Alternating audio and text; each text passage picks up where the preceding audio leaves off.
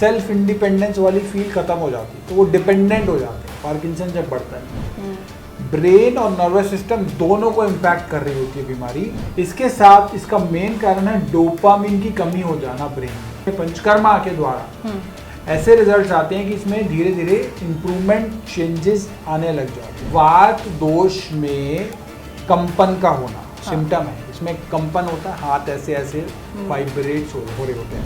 तो अगर आप फिजिकली एक्टिव है, मेंटली एक्टिव है, आपकी लाइफस्टाइल अच्छी है, मेडिटेशन कर रहे हैं, योग कर रहे हैं, पार्किंसन होने की संभावना बहुत कम है। उनके एडमिशन में हम उनको डाइट, मेडिटेशन, पंचकर्म, एक्यूप्रेशर, योग जो कि मेंटल हेल्थ के लिए बहुत अच्छे हैं, सात्विक आहार विहार, मेडिटेशन बहुत हेल्पफुल है। नमस्कार, आप सभी का स्वागत है नाश्ता खबर में। आज का मुद्दा बेहद ही गंभीर है, जैसे पार्किंसन आज का टॉपिक हमने चूज किया है।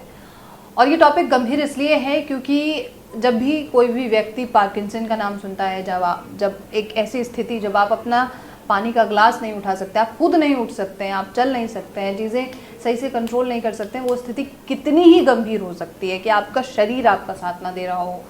तो इस स्थिति पे बात करने वाले हैं हम। और चूँकि हमने ये भी सुना है कि इसका कोई परमानेंट क्योर नहीं है, आज तक दोबारा से वो चीज़ें होना शुरू हो जाती हैं। तो इन्हीं मुद्दों को लेकर के आज हम कर्मा आयुर्वेदा में मौजूद हैं और मेरे साथ मौजूद हैं डॉक्टर पुनीत जी, जिनसे इस खास मुद्दे पर हम बात करने वाले हैं। बहुत बहुत स्वागत है आपका sir. And have you ever seen a patient जिसे पार्किंसन हो? ऑब्वियसली बात है, मैं कैसे सवाल पूछ रही हूँ, बट वो कैसे क्या चीज़ें करते हैं? ओल्ड एज की प्रॉब्लम है, प्रोग्रेसिव प्रॉब्लम है, न्यूरोलॉजिकल है और प्रोग्रेसिव है। उसके साथ साथ बहुत सी बारी लोग ना इसको मतलब एक तरीके के ना उनके अंदर सेल्फ इंडिपेंडेंस वाली फील खत्म हो जाती है, तो वो डिपेंडेंट हो जाते हैं। पार्किंसन जब बढ़ता है, ब्रेन और नर्वस सिस्टम दोनों को इम्पैक्ट कर रही होती है बीमारी। तो ब्रेन के सोचने समझने की शक्ति भी लेटेस्ट स्टेजेस में कम होती चली जाती है। इसके साथ इसका मेन कारण है डोपामिन की कमी हो जाना ब्रेन में। ब्रेन का डोपामिन का वही काम है जैसे ऑयलिंग का काम है, इसको आम भाषा में समझाऊं तो पार्किंसंस के लिए जो आप दवाई ले रहे हो उसकी डोजेज धीरे धीरे बढ़ती चली जाती है और फिर आगे चेंजेस उसमें आते हैं कि वो धीरे धीरे क्योरेबल से वो हटके दूसरी साइड चला जाता है। बिल्कुल ठीक है। यहाँ पे हम आयुर्वेद में इसमें डाइट पे, वात व्याधि है आयुर्वेद के अनुसार, डाइट में, मेडिसिन में, योग में, एक्यूप्रेशर में, सब चीजों में पंचकर्मा के द्वारा ऐसे रिजल्ट्स आते हैं कि इसमें धीरे धीरे इम्प्रूवमेंट चेंजेस आने लग जाते हैं। जो आपकी नर्व जी, आपने कहा कि ये वात की समस्या है, ये चीज़ कैसे आयुर्वेद में पता की जाती है कि कौन से व्यक्ति को वात दोष है, किसको पित्त दोष है और किसे कफज है, कैसे पता करते हैं आप लोग? वात दोष में कंपन का होना सिम्टम है। इसमें कंपन होता है, हाथ ऐसे ऐसे वाइब्रेट्स हो रहे होते हैं। वात दोष में कोई भी पेन हो रहा है, ओल्ड एज के अंदर जो है वात दोष बढ़ रहा होता है, इसी का काउंटर करने के लिए आयुर्वेद में शोधन चिकित्सा है। शोधन में पंचकर्म है, पंचकर्म में वमन, विरेचन, नस्से, बस्ती और रक्त मोक्षण है। तो बस्ती चिकित्सा अगर बॉडी अलाउ करती है, एनीमा, मेडिकेटेड एनीमा दिया जाता है, जिससे पार्किंसंस की प्रॉब्लम धीरे धीरे कंट्रोल होनी शुरू हो, सिम्टम्स इंप्रूव होने शुरू हो, और उसके साथ अभ्यंग, स्नेहन, स्वेदन बहुत अच्छे रिजल्ट आते हैं। ये सारे थेरेपीज, पंचकर्मा थेरेपीज देना शुरू कर दी जाती है। बट ये स्थिति ना आए, इसके लिए हमें पहले कौन से ऐसे सिम्टम्स हैं जो पहले ही देख करके हमें डॉक्टर के पास या आयुर्वेदाचार्य के पास जाना चाहिए किसी भी पेशेंट को? देखिए, ये सिम्टम्स आते हैं generally, it's a old age की प्रॉब्लम है, न्यूरोलॉजिकल प्रॉब्लम है। मेडिटेशन करना जरूरी है, ब्रेन को रिलैक्स करना जरूरी है, लॉन्ग स्क्रीन टाइम आपके ना रहे, आपको ब्रेन को एक्टिव रखना जरूरी है। तो अगर आप फिजिकली एक्टिव है, मेंटली एक्टिव है, आपकी लाइफस्टाइल अच्छी है, मेडिटेशन कर रहे हैं, योग कर रहे हैं, पार्किंसन होने की संभावना बहुत कम हो जाएगी। तो active lifestyle is the key to avoid Parkinson. Right, but I asked you about symptoms कि किस तरीके के सिम्टम्स नजर आते हैं पेशेंट्स में? सिम्टम्स में बेसिकली पेशेंट को हाथों में कंपन का होना, घबराहट का होना, उसको कंफ्यूजन की स्टेज भी बनी रहती है, उसको लेटर स्टेजेस में चलने फिरने में भी प्रॉब्लम आ जाती है, मोटर बैलेंसिंग में प्रॉब्लम आनी शुरू हो जाती है, क्योंकि न्यूरॉन्स से रिलेटेड इशू है, ब्रेन का भी इशू है, तो पूरी बॉडी में बैलेंसिंग का भी इशू आना शुरू हो जाता है लेटर स्टेजेस में। तो ये शुरू होता है कम सिम्टम्स के साथ, धीरे धीरे प्रोग्रेस करता है, सिम्टम्स गंभीर होते चले जाते हैं और वो एक समय के आने के बाद लाचार भी कर देते हैं, इमोबाइल भी कर देते हैं। बिल्कुल, और ये सुनने में ही बहुत गंभीर लगता है कि आप खुद का शरीर बिल्कुल लाचार हो चुका है। लेकिन मैं ये सवाल पूछना चाहती हूँ कि कौन सी वो उम्र होती है जिसके बाद लोगों को ज़्यादा सतर्क हो जाना चाहिए कि उन्हें आने वाले समय में हो सकता है कि पार्किंसन डेवलप हो जाए? देखो, मैंने जो पेशेंट्स देखे 40-50 के भी केसेस आने स्टार्ट हुए हैं, लेकिन जनरली 60+ पेशेंट्स जो हैं उनमें पार्किंसन होने की संभावना अधिक रहती है।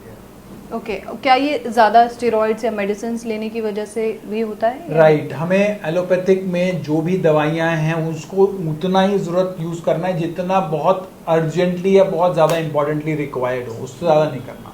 तो वहाँ पे भी वो करती क्या है मेडिसिन? अगर हमारे बॉडी में जा रही है तो वो हमारे डोपामिन पे क्या असर डालेगी? डोपामिन पे कोई भी दवाई आप ले रहे हो उसके अंदर उसके साइड इफ़ेक्ट ज़रूर होते हैं।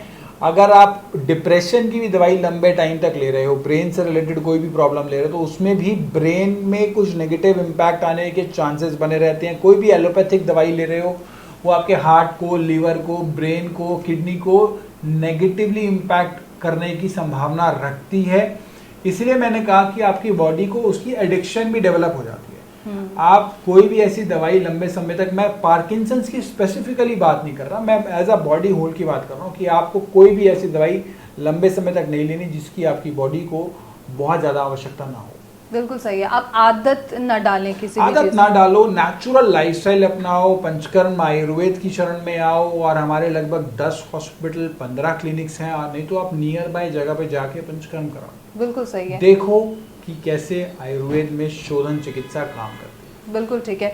बट एक चीज़ पार्किंसन के बारे में ये भी स्टेटमेंट होती है कि ये पूरी तरीके से क्योरेबल नहीं है, और अगर एक बार कंट्रोल हो भी जाती है तो ये रीअकर होगी। तो क्या आयुर्वेद इसे पूरी तरीके से क्योर कर सकता है या नहीं? देखो, आयुर्वेद में अगर सब चीज़ें बहुत अच्छे से की जाए तो पेशेंट के सिम्टम्स जो है वो कंट्रोल में आ जाते हैं, उसका लाइफस्टाइल इंप्रूव हो जाता है, उसके फिजिकली उसके सिम्टम्स कंट्रोल में आते हैं तो लाइफस्टाइल इंप्रूव होता है, तो उसको ऑटोमेटिकली डिजीज जो है वो कंट्रोल होनी शुरू हो जाती है। क्योरेबल जो है वो ये प्रॉब्लम को अगर उस पॉइंट ऑफ व्यू से देखेंगे, यहाँ पे हमारा जो काम करने का तरीका रहता है कि वो पार्किंसंस बॉडी पे इम्पैक्ट ना डाले या कम से कम डाले, उस पर रहता है। लेटर स्टेजेस में इसमें देखा जाता है कि पार्किंसंस में बहुत अच्छे चेंजेस नजर आते हैं। आपके पास या आपके हॉस्पिटल में तमाम जो पेशेंट्स आए हैं उनका रिजल्ट, सक्सेस रिजल्ट बहुत अच्छे रिजल्ट्स नजर आते हैं। हम पेशेंट्स को यहाँ पे एडमिट करके भी उनका ट्रीटमेंट कर रहे होते हैं। उसमें उनके एडमिशन में हम उनको डाइट, मेडिटेशन, पंचकर्म, एक्यूप्रेशर, योग, जो कि मेंटल हेल्थ के लिए बहुत अच्छे हैं, जब हम ये सब कर रहे होते हैं तो पार्किंसंस में इम्प्रूवमेंट आनी शुरू हो जाती है। बिल्कुल सही है। डाइट में क्या चेंजेस किए जाते हैं? आहार सात्विक होता है, विहार सात्विक होता है, टाइम से उठना ज़रूरी होता है, मेडिटेशन, ओंकार की मेडिटेशन या इस तरीके की कोई भी मेडिटेशन जो आपके ब्रेन के सेल्स को एक्टिव बनाती है, उनको रिजुविनेट करती है, उसमें हेल्प करती है, वो सब चीज़ें हम करते हैं। बट फिर भी डाइट में क्या चीज़ें शामिल होती हैं? डाइट में ग्लूटेन फ्री होती है। डाइट में हम जो दे रहे होते हैं पेशेंट को वो हम फ्रूट्स पे फोकस कर रहे होते हैं, हम ऐसी ड्राई फ्रूट्स पे फोकस कर रहे होते हैं, हम नारियल पानी पे फोकस कर रहे होते हैं, हम ज़्यादा से ज़्यादा नेचुरल चीज़ों पे फोकस कर रहे होते हैं। हम वहाँ पे चावल, रोटी और जो रेगुलर चीज़ें हैं वो अवॉइड कर रहे होते हैं। हम ग्लूटेन फ्री में उनको रागी, साथ साथ जो हमारे मिलेट्स वाली डाइट है, पॉजिटिव मिलेट्स हैं, वो भी दे रहे होते हैं। ज्वार, ये सब चीज़ें हम अलग अलग तरीकों से उनका डाइट का मेन्यू सेट करके दे रहे होते हैं।